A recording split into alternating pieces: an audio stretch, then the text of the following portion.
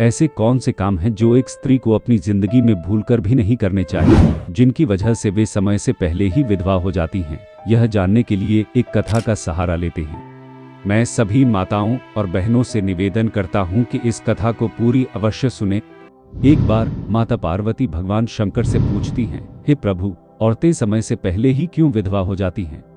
भगवान शंकर जवाब देते हैं, आज अचानक तुम यह प्रश्न क्यों पूछ रही हो?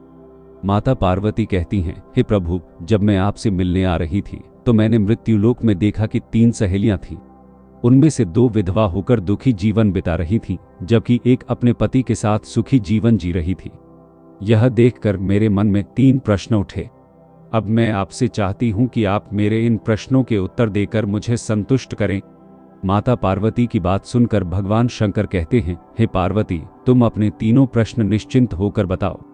मैं तुम्हें उनके उत्तर देकर पूरी तरह संतुष्ट करने का प्रयास करूंगा। माता पार्वती कहती हैं, प्रभु, मेरा पहला प्रश्न है, कौन सी स्त्री समय से पहले विधवा हो जाती है और दुखी जीवन बिता रही है? दूसरा प्रश्न है, कौन सी स्त्री को जीवन में कभी सुख शांति नहीं मिलती? और तीसरा प्रश्न है, वह कौन सी चीज है जो एक पत्नी को अपने पति के मांगे बिना नहीं देना चाहिए? भगवान शंकर ने कहा, तुम जिन स्त्रियों की बात कर रही हो उनमें से 2 समय से पहले विधवा होकर दुखी जीवन जी रही हैं और एक अपने पति के साथ सुखी जीवन बिता रही है। तुम जानना चाहती हो कि ऐसा क्यों है, तो मैं तुम्हें एक छोटी सी कहानी सुनाता हूँ। इस कहानी को ध्यान से सुनना, क्योंकि अधूरी कहानी सुनने वालों को अधूरा ज्ञान ही प्राप्त होता है, जो जीवन में कभी काम नहीं आता। यदि तुमने ध्यान से सुना तो तुम्हारे तीनों प्रश्नों के उत्तर इसी कहानी में मिल जाएंगे और तुम्हें संतुष्टि प्राप्त होगी। माता पार्वती ने कहा, प्रभु, आप कहानी शुरू करें।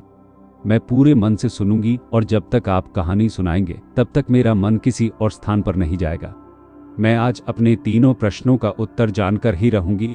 माता पार्वती की ये बातें सुनकर भगवान शंकर कहते हैं कि सबसे पहले मैं तुम्हें उस सुहागन स्त्री की कहानी सुनाऊंगा जो अपने पति के साथ है और सुखी जीवन व्यतीत कर रही है।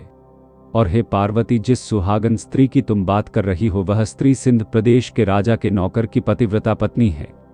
और इस नौकर को अपनी पत्नी पर पूरा विश्वास है कि उसकी पत्नी बहुत ही चरित्रवान और पवित्र है। नौकर अपनी पत्नी की प्रशंसा प्रतिदिन अपने मित्रों से करता रहता था। एक दिन नौकर ने अपनी पत्नी की इतनी प्रशंसा की कि यह बात फैलते हुए राजा के कानों तक जा पहुंची। राजा ने नौकर को बुलाया और उससे पूछा, तुम कहते हो कि तुम्हारी पत्नी चरित्रवान और पतिव्रता है, क्या सच में तुम्हारी पत्नी ऐसी है? क्या तुम्हें पूरा विश्वास है कि तुम्हारी पत्नी पवित्र है और तुम्हारे अलावा किसी और पुरुष को नहीं देखती? क्या तुम्हारे पास इसका कोई प्रमाण है? राजा की बात सुनकर नौकर ने जवाब दिया, महाराज, मुझे अपनी पत्नी पर पूरा विश्वास है कि वह चरित्रवान और पतिव्रता है और मेरे अलावा किसी और पुरुष को नहीं देखती। नौकर की बात सुनकर राजा का महामंत्री बोला, अगर मैं तेरी पत्नी का पतिव्रता धर्म नष्ट कर दूं तो तुझे क्या सजा मिलनी चाहिए? नौकर ने उत्तर दिया, अगर तुम मेरी पत्नी का पतिव्रता धर्म नष्ट कर देते हो तो महाराज मुझे फांसी की सजा दे देना। और महाराज, अगर यह मेरी पत्नी का पतिव्रता धर्म खंडित नहीं कर पाए तो इन्हें भी कोई सजा मिलनी चाहिए। नौकर की यह बात सुनकर राजा ने कहा, मंत्री को भी फांसी की सजा दी जाएगी। मंत्री ने यह शर्त मान ली और नौकर से पूछा, ऐसी कौन सी वस्तु लाऊं जिससे तू मान ले कि मैंने तेरी पत्नी का धर्म खंडित कर दिया? नौकर ने कहा, मेरे विवाह के समय मुझे एक मटका और एक कतार मिली थी जो मेरी पत्नी ने बहुत ही संभाल कर रखी हैं, क्योंकि यह दोनों चीजें सुहाग की निशानी हैं। नौकर बोला, अगर तुम यह दोनों चीजें मेरी पत्नी से लाकर मुझे दिखा दोगे तो मैं मान जाऊंगा कि तुमने उसके पतिव्रता धर्म को नष्ट कर दिया है। मंत्री ने नौकर की यह शर्त मान ली और शहर जाकर एक दूती से मिला। जो काम कोई नहीं कर पाता वह दूती कर देती थी। मंत्री ने उसे सारी बात बताई और कहा कि तुम किसी भी तरह से नौकर की पत्नी से मेरा संपर्क करवा दो। इसके बदले तुम्हें जितना धन चाहिए मैं देने को तैयार हूँ। मंत्री की बात सुनकर दूती ने कहा, मंत्री, जिस औरत की तुम बात कर रहे हो वह पूरी तरह पतिव्रता है। वह किसी भी तरह से तुम्हें मटका और कतार नहीं देगी, बल्कि वह तुम्हारी ओर थूकेगी और तुम्हारी खाल उतार लेगी। यह सुनकर मंत्री ने कहा, अगर तुम मेरा उससे संपर्क नहीं करवा सकती हो तो एक काम करो, उसके घर जाकर उसका मटका और कतार चुराकर मुझे दे दो, और उसकी पत्नी के गुप्तांग के पास कोई निशानी हो तो वह मुझे बता दो। इसके बदले में तुम्हें जितना धन चाहिए उतना मैं दूंगा। दूती मंत्री की बात मान जाती है और नौकर के घर चली जाती है। नौकर के घर पहुंचकर वह नौकर की पत्नी से कहती है, बेटी, मैं तुम्हारे पति की मौसी हूं और कई सालों बाद आई हूं। नौकर की पत्नी ने कहा, आप इतने सालों बाद आई हैं, इसलिए मैंने आपको पहचाना नहीं। इस प्रकार दूती मौसी बनकर घर में घुस गई। नौकर की पत्नी ने उसे मौसी समझकर बहुत सम्मान दिया, लेकिन वह नहीं जानती थी कि यह दूती उसके साथ छल करने आई है। दूती उस घर में 2 दिन तक रही। जब नौकर की पत्नी स्नान कर रही थी, दूती ने उसकी कमर रगड़नी शुरू कर दी। पतिव्रता स्त्री ने मना किया, लेकिन दूती नहीं मानी और कहने लगी, तुम मुझे अपनी बेटी से भी प्यारी लगती हो, मना मत करो। यह कहकर दूती ने उसके मुख पर हाथ फिराया और आंखें धोने के बहाने पानी डालकर उसकी आंखें बंद कर दी। इस तरह उसने गुप्तांग के पास जांग पर तिल देख लिया और उसका काम बन गया। जब नौकर की पत्नी रसोई में खाना बनाने लगी, दूती ने मटका और कतार चुराने का मौका पा लिया और दोनों चीजें चुरा ली। वह सीधा मंत्री के पास पहुंची और उसे मटका, कतार और जांग पर तिल की निशानी बता दी। मंत्री मटका और कतार लेकर सीधा राजा के दरबार में गया और कहा, महाराज, मैं नौकर की पत्नी के साथ 2 दिन रहा हूं और यह मटका और कतार उसी ने मुझे दिए हैं।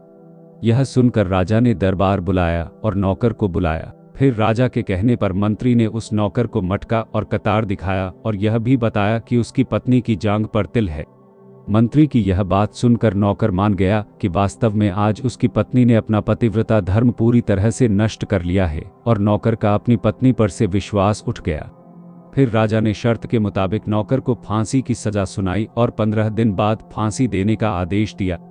नौकर से उसकी अंतिम इच्छा गई और नौकर ने कहा कि उसकी अंतिम इच्छा है कि वह आखिरी बार अपनी पत्नी से मिलना चाहता है। राजा ने नौकर को आज्ञा दी कि वह अपनी पत्नी से मिल सकता है। फिर नौकर अपने घर गया और अपनी पत्नी से कहने लगा कि तुमने मेरे साथ बहुत बड़ा विश्वासघात किया। मैंने तुम पर विश्वास करके राजा के सामने मंत्री से ऐसी शर्त लगाई थी और दरबार में कहा था कि मेरी पत्नी एक चरित्रवान और पतिव्रता स्त्री है और उसके पतिव्रता धर्म को कोई नष्ट नहीं कर सकता। यदि कोई नष्ट कर देगा तो मुझे फांसी दे देना। और अब तुमने पतिव्रता धर्म नष्ट कर दिया, इसलिए मुझे 15 दिन बाद फांसी दी जाएगी। तुमने मेरे साथ विश्वासघात किया है। नौकर की यह बात सुनकर उसकी पत्नी ने उसे पूरी घटना बताई, लेकिन नौकर को अपनी पत्नी पर यकीन नहीं हुआ। वह राजा के दरबार में पहुंच गया और राजा ने उसे कैद में डाल दिया। अब नौकर की वफादार पत्नी अपने पति को बचाने के लिए राजा के दरबार में पहुंची। उसने राजा से खुद को नर्तकी बताकर नाचने की अनुमति मांगी। उसकी सुंदरता देखकर राजा ने उसे अनुमति दे दी। नौकर की पत्नी ने नृत्य प्रस्तुत किया। उसका नृत्य इतना मनमोहक था कि राजा उस स्त्री के नृत्य पर अपना दिल लुभा बैठा।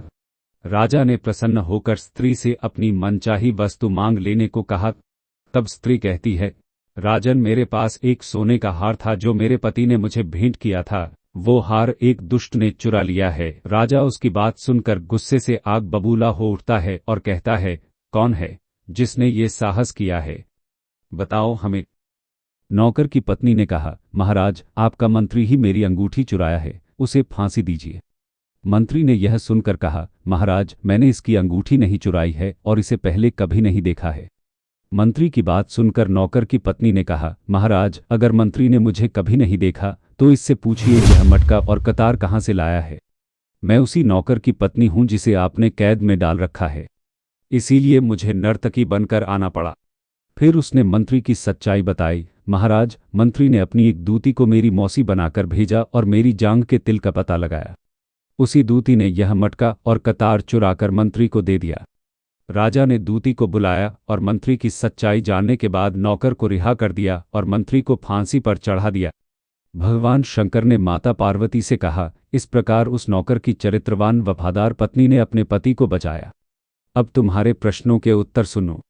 पहला प्रश्न था कि कौन सी स्त्री समय से पहले विधवा हो जाती है? जो स्त्रियां अपने पति का नाम लेती हैं वे समय से पहले विधवा हो जाती हैं, क्योंकि इससे पति की उम्र कम हो जाती है। तुम्हारा दूसरा प्रश्न था कि कौन सी स्त्री को जीवन में कभी भी सुख की प्राप्ति नहीं होती? जो स्त्रियां अपने पति की अनुमति के बिना तीर्थ स्थान या उत्सव में जाती हैं वे जीवन भर दुखी रहती हैं। तीसरा प्रश्न था कि ऐसी कौन सी चीज है जो पत्नी अपने पति को मांगने पर भी नहीं देती? वह चीज है गाली। एक संस्कारी स्त्री कभी भी अपने पति को गाली नहीं देती, और जो स्त्रियां गाली देती हैं वे दुखी रहती हैं और समय से पहले ही विधवा हो जाती हैं। माता पार्वती ने संतुष्ट होकर कहा, प्रभु, वास्तव में जो स्त्री चरित्रवान होती है वह कभी दुखी नहीं रहती, क्योंकि ऐसे घर में लक्ष्मी का वास होता है और वह घर जीवन भर खुशियों से भरा रहता है। चरित्रवान स्त्रियां घर को स्वर्ग बना देती हैं। मित्रों, अगर आपको ये कथा अच्छी लगी हो तो कमेंट्स में हर हर महादेव जरूर से लिख दीजिए और इस वीडियो को लाइक और चैनल को सब्सक्राइब जरूर कर दीजिए। बोलिए माता पार्वती और महादेव की जय।